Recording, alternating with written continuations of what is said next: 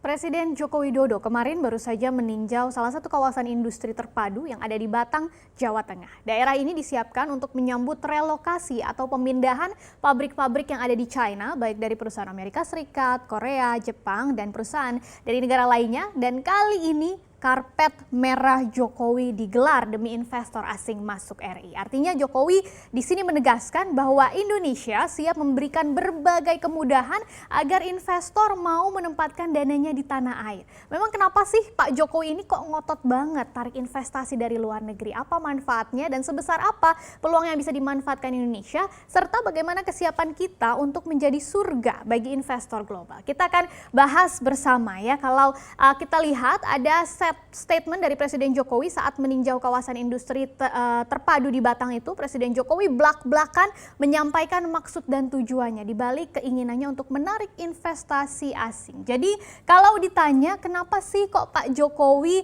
membuka kawasan industri di Batang ini, katanya cuma satu nih jawabannya dari Pak Ade Jokowi. Katanya Jokowi ingin membuka lapangan kerja yang sebanyak-banyaknya. Jadi cipta lapangan kerja ini adalah tujuan utamanya. Terus apa yang akan pemerintah lakukan untuk mencapai target ini? Nah, Presiden Jokowi ini mengatakan sudah memberikan perintah yang tegas kepada Menteri, Kepala Badan Koordinasi Penanaman Modal atau BKPM supaya industri-industri yang akan relokasi atau pindah dari China ke Indonesia, baik itu dari perusahaan Jepang, Korea, atau dari Taiwan, atau bahkan Amerika dan negara-negara manapun, itu harus diberikan pelayanan yang sebaik-baiknya. Yang pertama, pelayanan apa itu? Kalau ngurus izin misalnya sulit, Jokowi minta kepala BKPM langsung yang urus dari A sampai Z harus diselesaikan supaya investor tuh merasa dilayani, senang seperti di surga. Yang kedua, Presiden Jokowi juga menyoroti urusan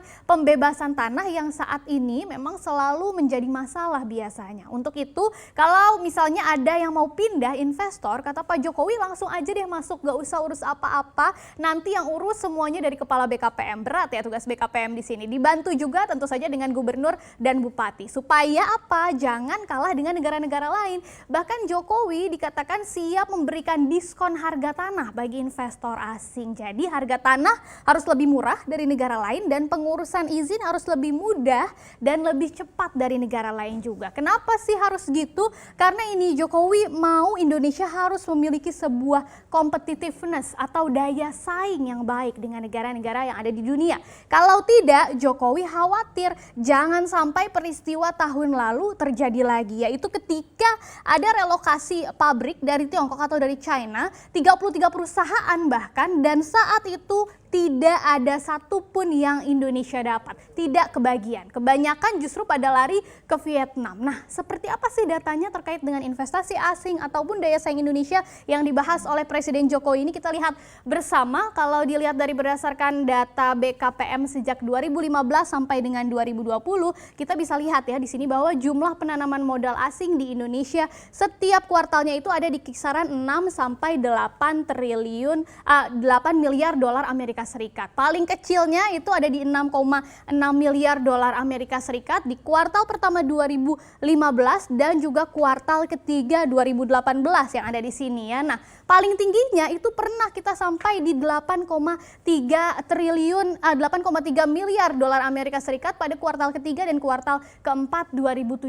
Sedangkan kuartal pertama tahun ini atau 3 bulan pertama gara-gara pandemi COVID-19 realisasi investasi kita hanya mencapai 6,8 miliar dolar Amerika Serikat atau hampir menyentuh realisasi terendahnya tadi ya sejak 2015. Nah, jumlah ini juga turun 9,2% secara year on year atau dibandingkan kuartal pertama 2019.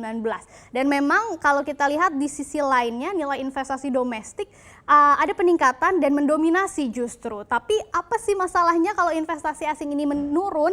Masalahnya adalah kalau berdasarkan data BKPM, investasi asing ini selama ini biasanya lebih banyak menyerap tenaga kerja Indonesia, tenaga kerja lokal dibandingkan dengan investasi dalam negeri. Dan memang kalau dilihat datanya sejak tahun 2018 sampai di awal tahun ini investasi asing itu hanya mampu menyerap sekitar 100.000 sampai dengan 150.000 pekerja atau orang setiap kuartalnya. Padahal di tahun 2015 sampai dengan 2017 tenaga kerja lokal yang bisa diserap dari investasi asing itu bisa sampai 200.000 atau bahkan sampai 300.000 pekerja atau masyarakat Indonesia per kuartalnya. Nah, bagaimana kalau kita lihat dari daya saing dan kemudahan berbisnis dari Indonesia ya. Tadi kan disinggung tuh oleh Presiden Jokowi. Kita lihat datanya menurut Global Competitiveness Report yang dirilis oleh World Economic Forum, daya saing Indonesia pada tahun 2019 ini turun ya 5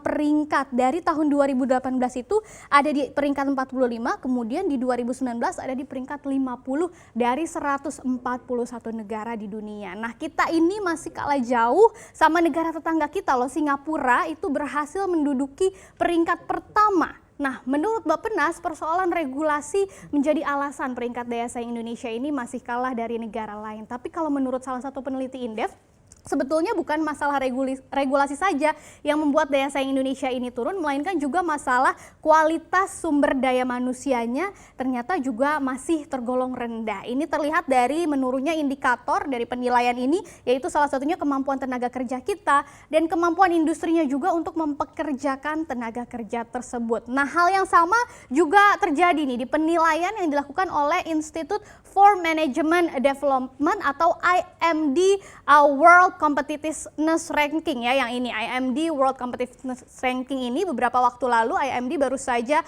merilis laporan terbarunya untuk tahun 2020 yang menunjukkan bahwa daya saing Indonesia melorot 8 peringkat bahkan ya, dari peringkat 32 ini pada tahun 2019 menjadi peringkat 40 pada tahun 2020 ya. Jadi ini dari 63 negara yang ada di dunia tahun ini. Sementara kalau dilihat dari sisi tingkat kemudahan berbisnisnya, berdasarkan laporan Ease of Doing Business yang dikeluarkan oleh World Bank, peringkat Indonesia ini stagnan justru di angka atau di peringkat ke-73. Apa sih masalahnya menurut Bank Dunia di antara ekonomi dengan penghasilan menengah rendah di Asia Timur atau Pasifik? Indonesia itu menjadi salah satu negara yang memiliki regulasi ketenaga kerjaannya paling rigid atau paling kaku, terutama terkait dengan pengangkatan kerja. Misalnya terkait dengan kebijakan upah minimum yang wajib diikuti oleh pengusaha, sebetulnya tujuannya memang positif ya,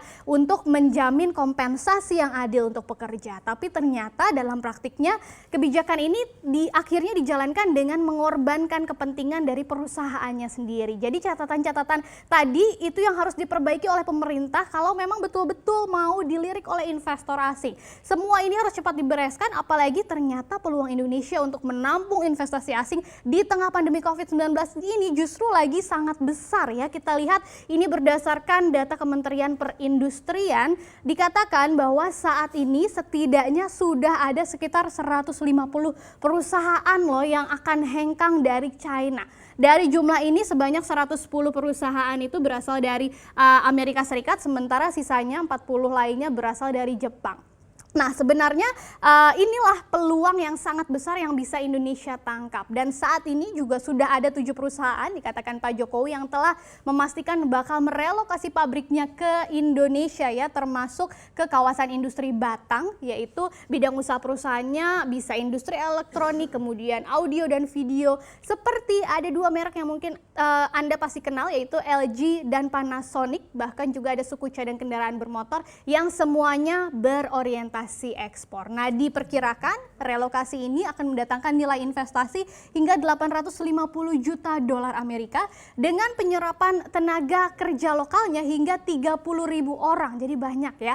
Selain itu terdapat juga 17 perusahaan lainnya yang sudah menyatakan berminat untuk melakukan relokasi ke Indonesia dengan proyeksi total nilai investasinya lebih besar lagi nih, bisa sampai 37 miliar dolar dan menyerap tenaga kerja lokal hingga 112.000 orang. Nah, menurut Pak Jokowi, progresnya yang 17 ini sudah 60% sampai hampir 100%. Untuk itu BKPM sudah membentuk tim khusus juga, Satuan Tugas atau Satgas khusus relokasi investasi untuk mengawal perizinan perusahaan mulai dari kementerian lembaga terkait sampai dengan pemerintah daerah. Nah, bagaimana dengan kesiapan kawasan industrinya ya? Jangan sudah targetnya tinggi tapi belum siap ternyata kawasan industrinya. Kalau dilihat, kalau Anda nanti baca Rencana Pembangunan Jangka Menengah Nasional RPJMN 2020 sampai 2024, pemerintah ini menargetkan ada 27 kawasan industri dibangun akan berkolaborasi dengan kawasan ekonomi khusus. Nah, rencana lahan yang akan dikembangkan dari 27 kawasan industri ini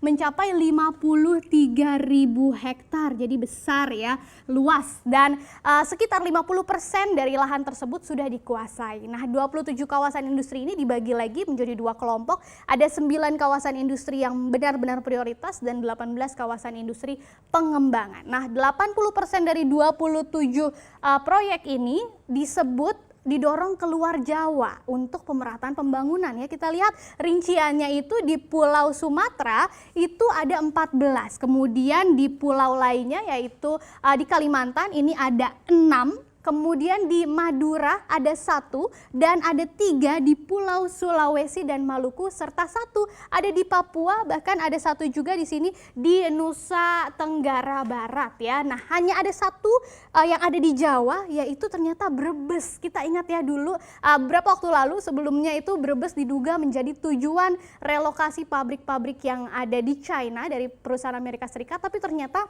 Brebes ini disalip oleh kawasan industri yang ada di Batang. Karena kalau dilihat kawasan industri yang ada di Brebes ini ternyata masih terkendala dengan pembebasan lahan dan juga permasalahan izin lingkungan. Sementara kalau yang ada di Batang, kawasan industri yang Batang yang dikunjungi oleh Presiden Joko Widodo itu lahannya sudah dikuasai oleh BUMN yaitu PTPN. Jadi sudah nggak ada masalah lagi terkait dengan masalah pembebasan lahan ataupun izin-izin lainnya ya. Jadi di Batang ini sudah relatif aman dikuasai oleh PTPN 9. Tapi meskipun demikian saat ini kawasan industri Brebes tetap menjadi salah satu proyek strategis nasional atau PSN karena sudah diatur memang dalam Perpres nomor 79 tahun 2019. Dan di aturan tersebut disebutkan juga ada kawasan industri Batang. Ini salah satu kawasan yang akan dikembangkan untuk mendukung dan memberikan nilai tambah bagi kawasan industri lainnya yang ada di Pulau Jawa ya. Jadi itu dia segudang kemudahan-kemudahan yang diberikan oleh Presiden Jokowi untuk menggelar karpet merah demi investor asing masuk ke Republik Indonesia.